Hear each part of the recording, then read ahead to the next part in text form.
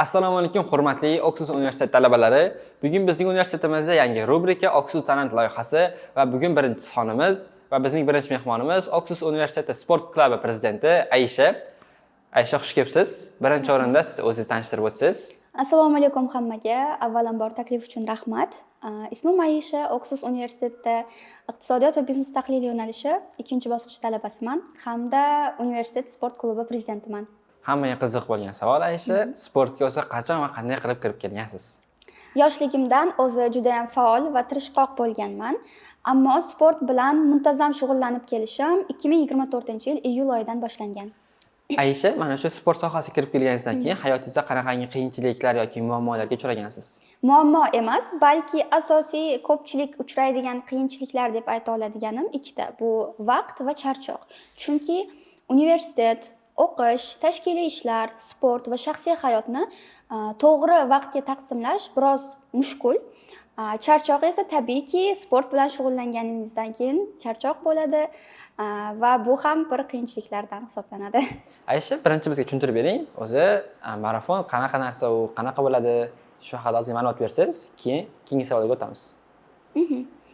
O'zbekistonda hozirgi kunda yugurishga bo'lgan talab juda ham oshib bormoqda. Ya'ni yuguruvchilar soni yildan yilga deyarli kundan kunga oshmoqda va albatta marafonlar ham shu qatori. Har yili deyarli 20 va 30 ga yaqin marafonlar bo'lsa, butun O'zbekiston bo'ylab. Aslida to'liq marafon 42,2 kilometr bo'ladi. Ya'ni bitta start boshlaysiz, ya'ni 42 kilometr masofani bosib o'tishingiz kerak bo'ladi. Bu to'liq marafon. Yarim marafon esa 21,1 kilometr hisoblanadi. Undan tashqari turli xil masofalar ham bo'ladi. 5 kilometr, 10 kilometr, ya'ni yugurishni endi boshlaganlar uchun. Undan tashqari biz Oxus sport klubi bilan deyarli 20 ga yaqin marafonlarda birgalikda ishtirok etganmiz, medallarni qo'lga kiritganmiz. Oxirgi marta biz sport klubimizdagilar bilan Men g'olib run yugurish marafonida ishtirok etdik va 10 kilometr masofani bosib o'tdik. Oxirida albatta medallarni ham qo'lga kiritdik. Ba'zilarimiz o'zimiz uchun shaxsiy rekordlar qo'ydik. Hammasi juda ham zo'r bo'ldi. Nasib, juda ham katta rejalarimiz bor yaqin kelajakda. Aisha, endi kelajakdagi rejalar haqida gaplashsak, bir og'iz aytib bersangiz. Aslida rejalar juda ham ko'p, lekin sportga doir rejaga keladigan bo'lsak, bu albatta 42,2 kilometr, ya'ni to'liq marafon bosib o'tish. Nasib, kelayotgan aprel oyida Tashkent International Marathon bo'ladi.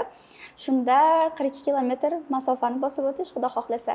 Va qo'shimcha qilish joizki, yaqinda may oyida bo'lib o'tadigan Tan marafon seriyalari turkumiga kiruvchi Ozarbayjonda bo'lib o'tadigan Baku marafonida ham ishtirok etish.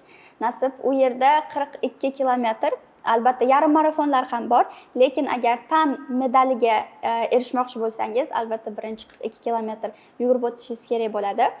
Aisha, sizni butun Oxus jamoasi bilan qo'llab-quvvatlaymiz. Rahmat.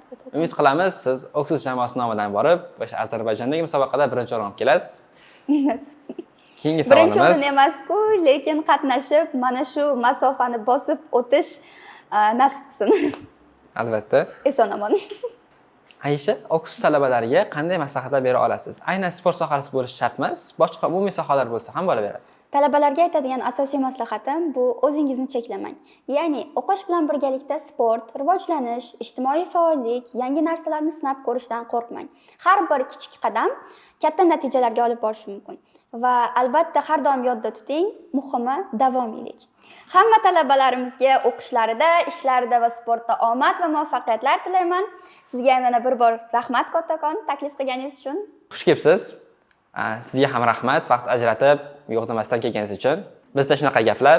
Bizning jamoamiz iqtidorlarni kashf etishda davom etadi, balki keyingisida siz bo'lishingiz mumkin. Bizdan aslo uzoqlashmang.